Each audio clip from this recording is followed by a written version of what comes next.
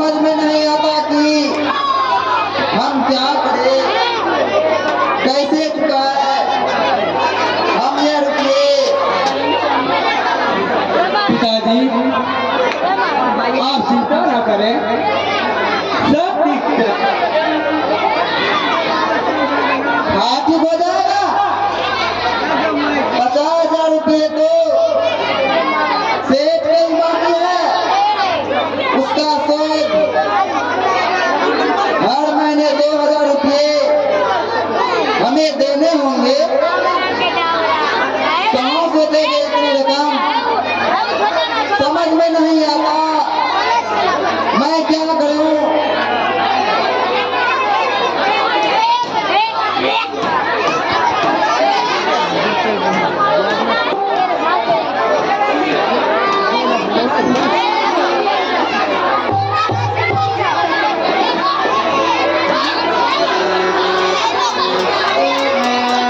देखो तो बेटा, कौन है?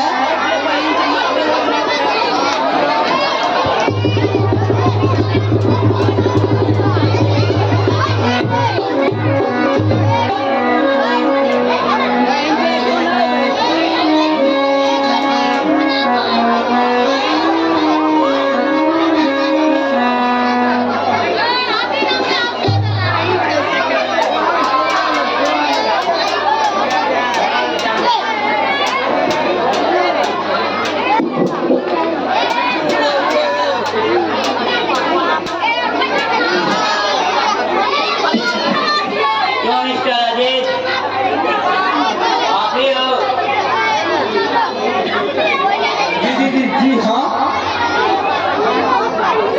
आपके नाम वैरेंट है? क्या मतलब? हाँ वैरेंट, कुछ दिन पहले हुई डकैती में इनका भी हाथ था, जिसमें एक व्यक्ति की हत्या भी कर दी। हत्या, डकैती, यह आप क्या कह रहे हैं इंस्पेक्टर साहब? मेरा बेटा ऐसा नहीं कर सकता है। लेकिन डकैती करते समय ये एक कागज पर इसका नाम और पता है, वह कागज हमें कल मिला। जिस चाकू के नाम ने हत्या किया है वह चाकू भी हमारे पास मौजूद है। नहीं अजीत बेटे, यह क्या हो रहा है? क्या यह सत्य है जी? हाँ पिताजी, इंस्पेक्टर ने जो बातें कही वह बिल्कुल सत्य है। मैंने डकैती की, मैंने मर्डर किया, क्योंकि हमें रुपयों की जरूरत थी। उस रुपयों के लिए मैंने यह किया। अगर मैं यह नहीं करता तो बोलिए शादी कहाँ से होती?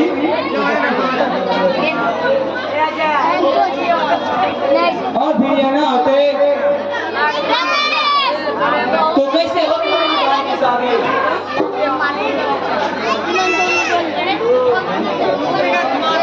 इंस्पेक्टर साहब, आप मुझे गिरफ्तार कर सकते हैं, मुझे फांसी की सजा होगी और मैं आस्ते आस्ते फांसी पर चढ़ जाऊंगा, क्योंकि मेरा अरमान अब पूरा हो गया है।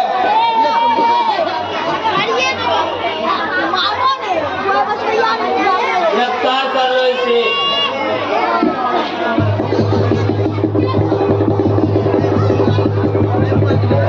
नहीं नहीं अजीत बेटे, कह दो यह झूठ है, तुम पे यह इल्जाम उठा है। इंस्पेक्टर, मेरे बुढ़ापे की लाठी को मुझसे मत छीनो। एक तो मैं पहले से ही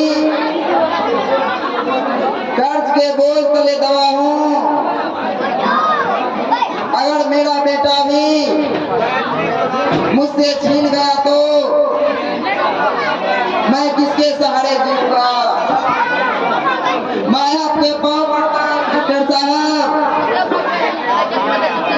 कानून कानून है। आपके आंसू कानून के रास्ते में बाधक नहीं बन सकते। आपके बेटे ने अपराध किया, उसे अपनी अपराध की सजा भोगनी होगी। ले चलो इसे।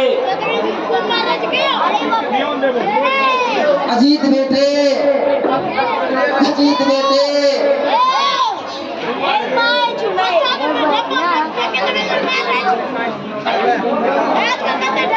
आप शांत रहे पिताजी। मैंने अपना पाठ पूरा कर लिया। इसके सिवा मैं कुछ कर भी नहीं सकता था। चलो देरी हो रही है।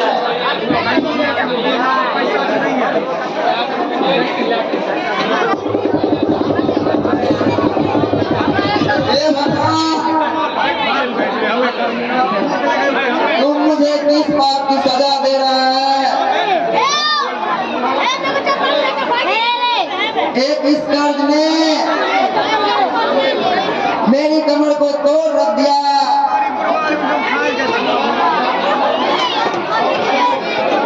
और एक बेटा ही बचा था।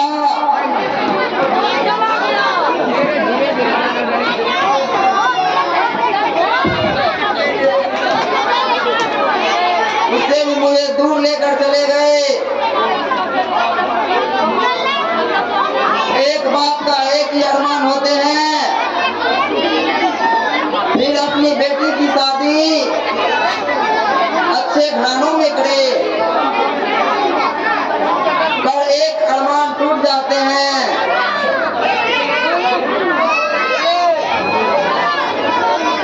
जब दहेज दानव से भेंट उसे होते हैं। हे भगवान, तू ही अन्याय कर। मेरे बेटे ने आवेश में आकर जो कुछ पाया, क्या उसका जुल्म है?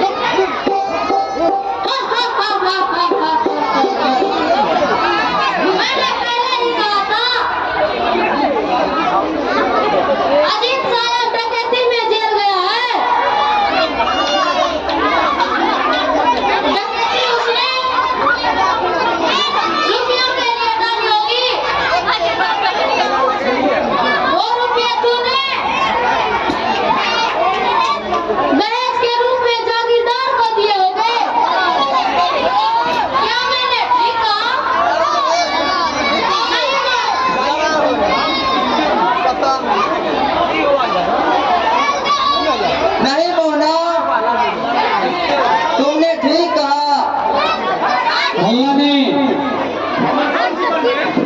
मोना कब से ठीक करने लगा? जब से तू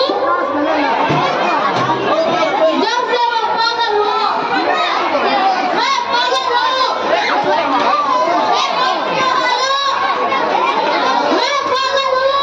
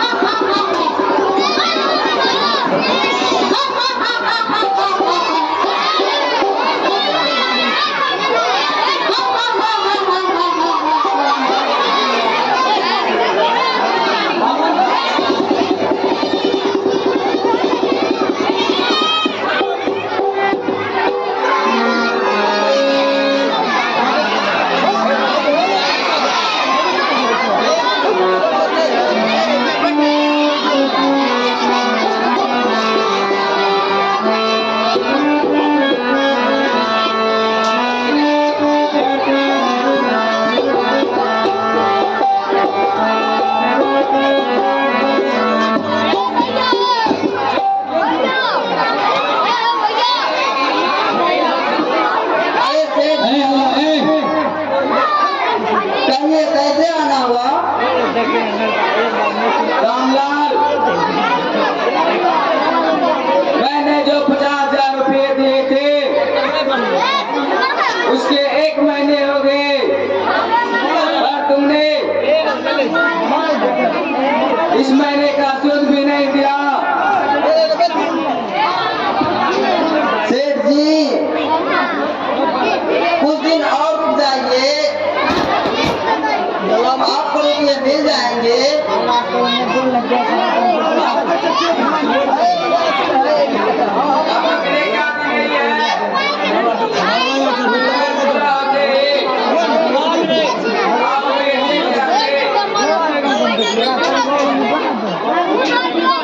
एक दो दिन का आप मोहलत दे ही सकते हैं।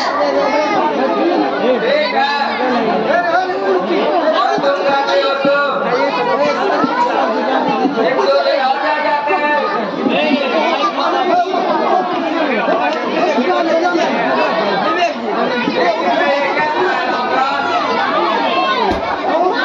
क्या सुना है?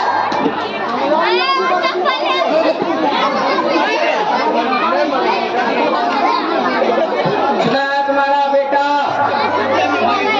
प्रकृति और खून में जेल चला गया।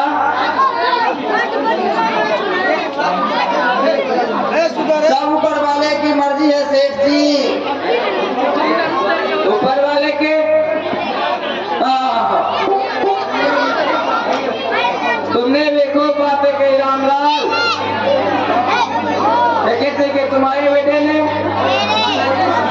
बचे हुए ऊपर वाले के। क्या जवान आ गया सेठ जी मुझे कुछ और रुपये की जरूरत थी।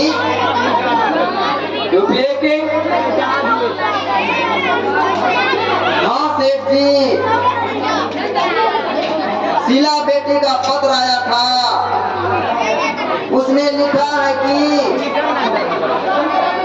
ससुराल वाले उसे तंग करते हैं। इसलिए भाई कौन सी बात हो गई? सेठ जी शादी के दिन मैंने लड़के को मोटरसाइकिल एवं अन्य सामान देने का वादा किया था। उसे लेकर वे वहाँ मेरी बेटी को हमेशा तंग करते हैं। अगर 10-12 रुपया आप दे दे तो मेरा काम बन जाएगा। 10-12 हजार क्या तो बहुत है भाई। सेठ जी मेरी मजबूरी तो समझिए।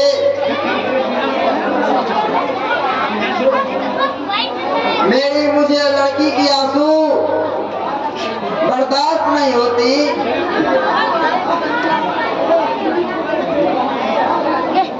से वहाँ मारा पीटा जाता है सेठ जी।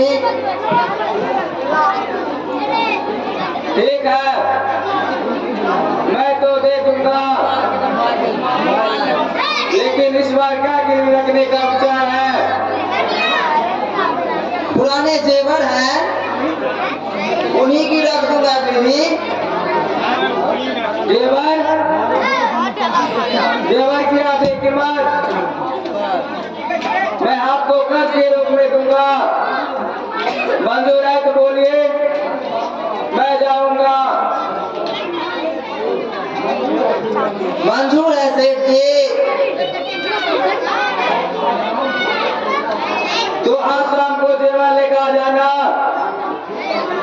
ठीक है सेठ जी, मैं आ जाऊंगा। अब मैं चला, बहुत देर हो गई।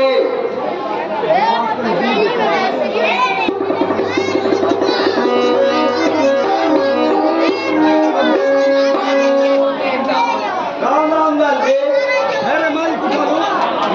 राम राम। राम राम। कैसे आना हुआ? ठाकुर साहब यहाँ से आया हूँ।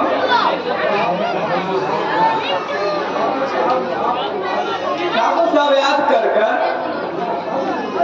ये पत्र दिया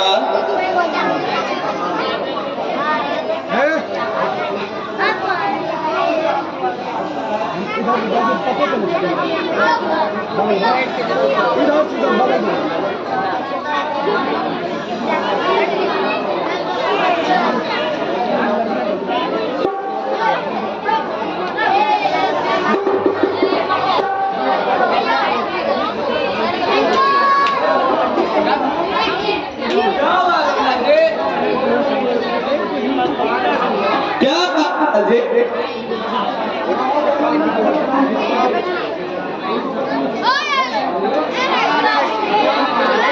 अरे क्या हुआ रामलाल भाई को? देखिए ना जाने क्या ये बेहोश हो गए हैं। आप पानी लेकर आइए, मैं देखता हूँ।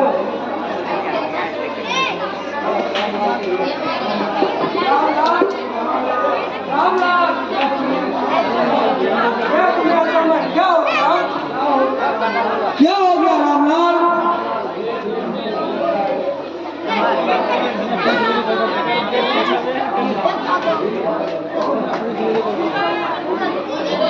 कौन है?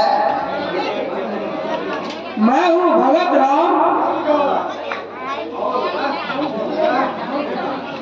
और वह कहाँ गया? कौन? वही जो ठाकुर के यहाँ से आया था।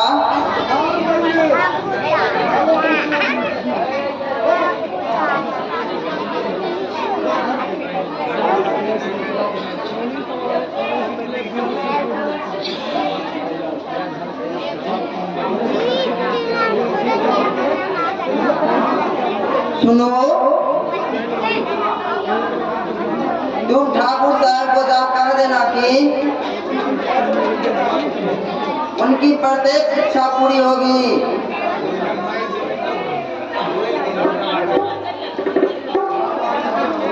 क्या बात है रामलाल, ये अचानक क्या हो गया था तुम्हें? क्या है इस पत्र में?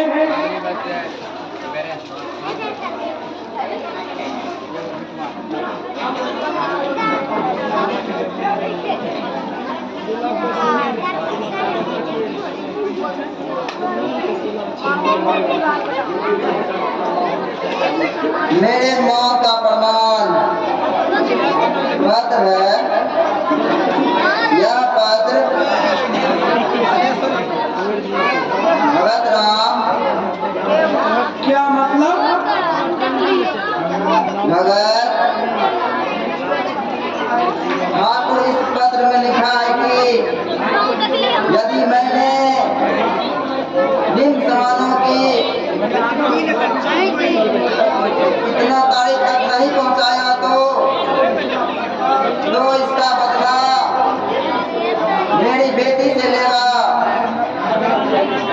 क्या कहते हो रामलाल? मैं वही कह रहा हूँ जो इसमें लिखा है भगत। ठाकुर से अभी तक लालच नहीं गया है, वह मेरे पूरी तरह समझ में नहीं आता रामलाल, आज के जमाने को क्या हो गया है? दूसरों का घर लूटकर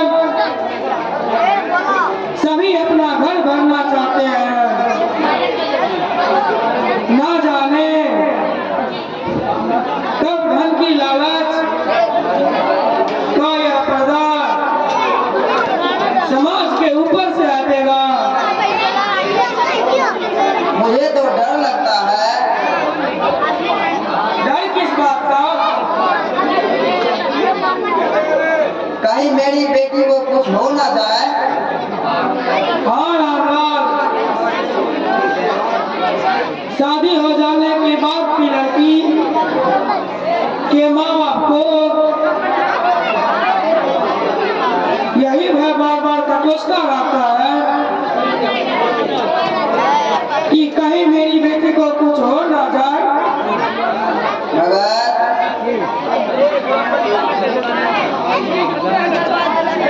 पत्र में दोनों बाप बेटे साफ साफ यह धमकी दी है। रामलाल, पुलिस में रिपोर्ट क्यों नहीं दर्ज करा देते? कोई फायदा नहीं होगा भगत राम। मेरे पास इतने रुपए नहीं बचे कि मैं कानून की सहायता लूं। कानून और पुलिस दोनों पैसे की चोट पर अपने कर्तव्यों को भूल जाते हैं। भगत राम, जिसके पास अथाह धन हो वही उनकी सहायता ले सकता है।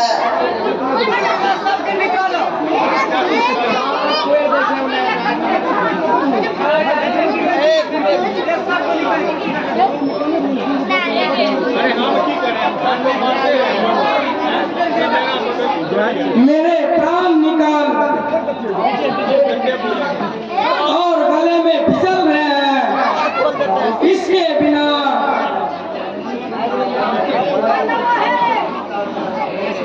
जी चाहता है भगत जी मैं आत्महत्या कर लूं। शांति से काम लो रामलाल, शांति से, वरना बना बनाया खेल भी बिगड़ सकता है। मेरी मानो तो पुलिस में एक अर्जी दे दो, शायद कोई ना कोई हल निकल आए।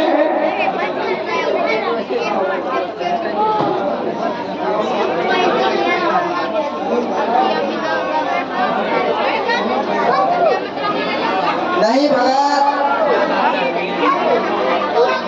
यदि मैं पुलिस में रिपोर्ट करा दी तो डर है कि वह मेरी बेटी की कहीं हत्या ना कर दे। इस पत्र को पढ़ने के बाद यह साफ जाहिर होता है कि सामान ना पहुंचने का मतलब है कि मेरी बेटी की मौत। तो फिर क्या करोगे? वही तो बोलता हूँ।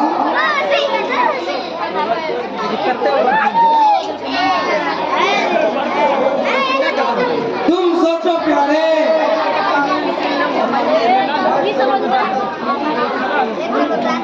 मैं तो जब तक इस बता को नहीं पीऊंगा तब तक